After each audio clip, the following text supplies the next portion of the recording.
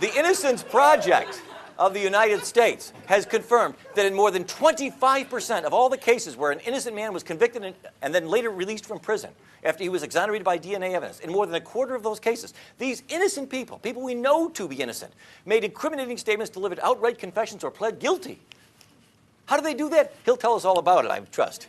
Here's a couple of famous examples. You can just ask them. You don't have to take my word for it. There on the left was Eddie Joe Lloyd. He was convicted in 1984 of the murder of a 16-year-old girl in Detroit after he wrote to police with suggestions on how to solve various recent crimes. During several interviews, police fed details of the crime to Mr. Lloyd, who was mentally ill, and they lied to him and convinced this mentally ill man that by confessing, he might help them smoke out the real killer. He later signed a confession, gave a tape-recorded statement. The jury delivered it less than 1 hour before convicting him on the basis of this confession. There was no other substantial evidence against him. The judge said, "I'd hang you if I could," but the death penalty was not available in Michigan at the time. But after almost 2 decades in prison, he was released after DNA evidence proved that this man was innocent and had falsely confessed to a crime that he did not commit.